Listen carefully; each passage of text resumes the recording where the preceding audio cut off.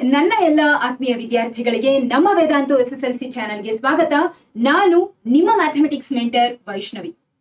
So ಮಕ್ಕಳೇ, ಬೇರೆ ಎಲ್ಲ ಸಬ್ಜೆಕ್ಟ್ಗಳಿಗೆ ಕಂಪೇರ್ ಮಾಡಿದ್ರೆ ಮ್ಯಾಥಮೆಟಿಕ್ಸ್ ತುಂಬಾ ವಿಭಿನ್ನ ಅಂತ ಹೇಳ್ಬೋದು. ಕರೆಕ್ಟ್ ಅಲ್ವಾ? ಯಾಕೆ?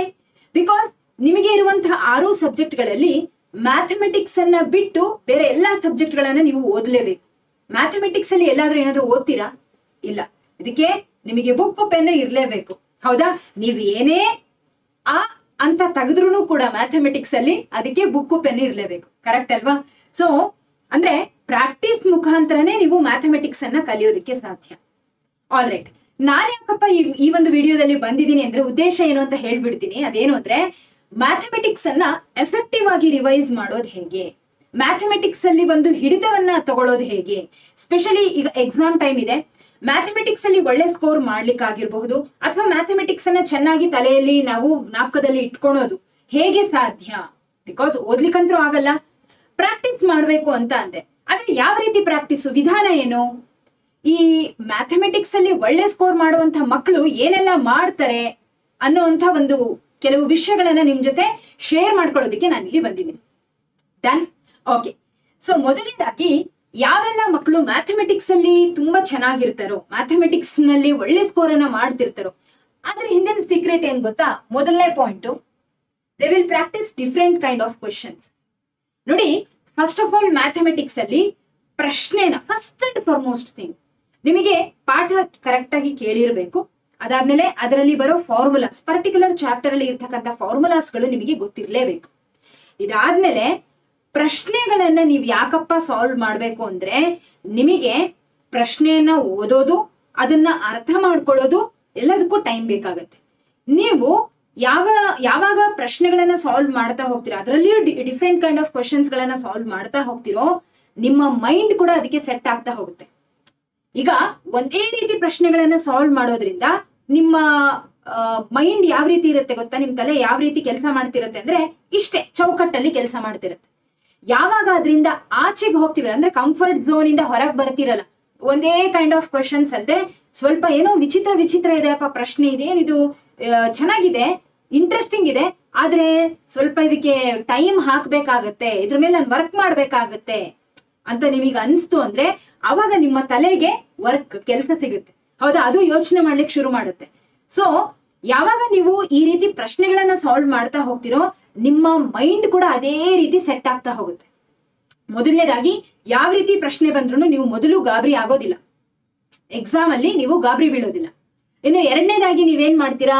ಪ್ರಶ್ನೆನ ಓದುವಂತ, ಅದನ್ನ ಅರ್ಥ ಮಾಡ್ಕೊಳ್ಳುವಂತ ಅಭ್ಯಾಸನ ಬೆಳೆಸ್ಕೊಂಡಿರ್ತೀರಾ. ಯಾವಾಗ? ಕ್ವೆಶನ್ಸ್ ಗಳನ್ನ ಪ್ರಾಕ್ಟೀಸ್ ಮಾಡ್ತಾ ಹೋದಾಗ. ಓಕೆ. ಇನ್ನು ಪ್ರಶ್ನೆ ಅರ್ಥ ಆಯ್ತು ಅಂದ್ರೆ, ನೋ ಮ್ಯಾಟರ್, ನೀವು ಚಿಕ್ಕ ಮಕ್ಕಳೇ ಆಗಿರ್ಬೋದು, ನಿಮಗೆ ಐಡಿಯಾ ಬರುತ್ತೆ ಏನ್ ಮಾಡ್ಬೇಕು, ಎಲ್ಲಿಂದ ಹೋಗ್ಬೇಕು, ಏನನ್ನ ಯೂಸ್ ಮಾಡ್ಬೇಕು, ಪ್ರಶ್ನೆಯಲ್ಲಿ ಏನನ್ನ ಕೊಟ್ಟಿದ್ದಾರೆ, ಏನನ್ನ ಕೇಳ್ತಿದ್ದಾರೆ, ಎಲ್ಲ ನಿಮಗೆ ಅರ್ಥ ಆಗ್ತಾ ಹೋಗುತ್ತೆ. ಇದಕ್ಕೆ ಇರೋದು one and only one solution ಅಂದ್ರೆ ಪ್ರಾಕ್ಟೀಸೇ. ಅರ್ಥ ಆಗ್ತಿದೆ ಅಲ್ಲ?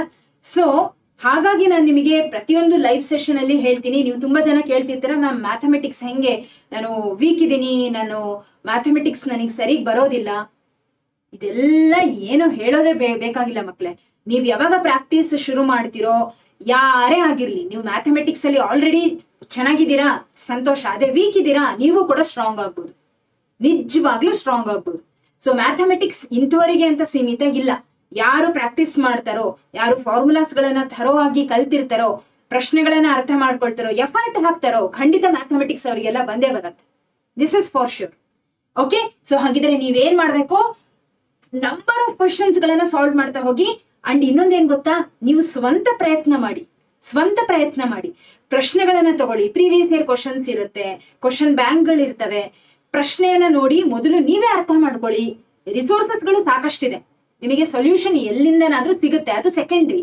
ಆದ್ರೆ ನೀವೇ ಪ್ರಶ್ನೆಗಳನ್ನ ಓದೋದು, ಅದನ್ನ ಅರ್ಥ ಮಾಡ್ಕೊಳ್ಳುವಂತಹ ಅಭ್ಯಾಸ ನೀವೇ ಬೆಳೆಸ್ಕೊಳ್ಳಿ.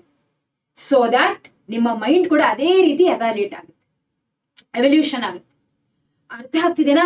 ಸೊ ಐ ಬಿಲೀವ್ ನಿಮಗೆ ನಾನು ಹೇಳ್ತಿರೋ ವಿಷಯ ಕ್ಲಿಯರ್ ಆಗಿ ಮನಸ್ಸಿಗೆ ಮುಟ್ಟುತ್ತಿದೆ ಅಂತ. ಏನ್ ಮಾಡ್ಬೇಕು? ಡಿಫ್ರೆಂಟ್ ಕೈಂಡ್ ಆಫ್ ಕ್ವಶನ್ಸ್ ಗಳನ್ನ ಸಾಲ್ವ್ ಮಾಡೋದಕ್ಕೆ ಶುರು ಮಾಡ್ಬೇಕು. ಅಂಡ್ ಮೋರ್ ಓವರ್, ನಾನು ಲೈವ್ ಸೆಷನ್ ಗಳನ್ನ ತಗೊಂಡಾಗ್ಲೂ ಕೂಡ ನಿಮಗೆ ಡಿಫ್ರೆಂಟ್ ಕೈಂಡ್ ಆಫ್ ಕ್ವಶನ್ಸ್ ಗಳನ್ನ ಸಾಲ್ವ್ ಮಾಡಿಸ್ಲಿಕ್ಕೆ ಪ್ರಯತ್ನ ಪಡ್ತೀನಿ. ಓಕೆ, ಸ್ಪೆಷಲಿ 5 ಮಾರ್ಕ್ಸ್ 4 ಮಾರ್ಕ್ಸ್ ಪ್ರಶ್ನೆಗಳು ತುಂಬಾ ರಿಪೀಟೆಡ್ ಆಗಿರುವಂತಹ ಪ್ರಶ್ನೆಗಳಂತೂ ಅಲ್ವೇ ಅಲ್ಲ ಅದು, ಹೌದಾ? ಸೊ ಹಾಗಾಗಿ ನಾನು ಯಾವಾಗ್ಲೂ ಅದನ್ನ ಸ್ವಲ್ಪ ಡಿಫ್ರೆಂಟ್ ಕ್ವಶನ್ಸ್ ಗಳನ್ನೇ ತಗೊಂಡು ಸಾಲ್ವ್ ಮಾಡಿಸ್ತೀನಿ ಕೂಡ, ನಿಮಗೆ ಅರ್ಥ ಮಾಡಿಸೋ ಪ್ರಯತ್ನನೂ ಮಾಡ್ತೀನಿ. ಡನ್? ಓಕೆ, ಸೊ ಇನ್ನು ಇದಕ್ಕೂ ಮೀರಿ ಇನ್ನೊಂದು ವಿಷಯ ನಾನು ಹೇಳ್ಬೇಕಾಗಿರೋದು ಏನಪ್ಪಾ ಅಂದ್ರೆ, NCERT ಯಲ್ಲಿ ಇರುವಂತಹ ಕ್ವಶನ್ಸ್ ಗಳನ್ನೇ ನೀವು ಪ್ರಾಕ್ಟೀಸ್ ಮಾಡ್ಬೇಕು. ಓಕೆ, ಕ್ವಶನ್ ಬ್ಯಾಂಕು ಇನ್ನೊಂದು ಮತ್ತೊಂದು ಅದು ಸೆಕೆಂಡ್ರಿ, ಅದನ್ನ ಪಕ್ಕಕ್ಕಿಡ್ರಿ. ನಿಮಗೆ ಏನೇ ಲಾಟ್ ಆಫ್ ರೆಫರೆನ್ಸ್ ಬುಕ್ ಇರಬಹುದು, ಆದ್ರೆ NCERT ನಮಗೆ ಏನಿದ್ರು first preference. Okay, so NCERT ಇಂದನೇ ಎಲ್ಲಾ ಪ್ರಶ್ನೆಗಳು ಬರೋದು, ಅದರಲ್ಲಿರೋ ಕಾನ್ಸೆಪ್ಟ್ ಗಳನ್ನೇ ನೀವು ಕಲಿಬೇಕಾಗತ್ತೆ. ಆಲ್ ರೈಟ್, ಸೊ ಇಷ್ಟು ಹೇಳ್ತಾ ಚೆನ್ನಾಗಿ ಪ್ರಾಕ್ಟೀಸ್ ಮಾಡಿ. Practice is all about mathematics, is all about practice ಅಂತ ನಾನು ಹೇಳಲಿಕ್ಕೆ ಇಷ್ಟಪಡ್ತೀನಿ. Okay, fine. ಸೊ ಭಯ ಪಡೋ ಅಗತ್ಯ ಇಲ್ಲ.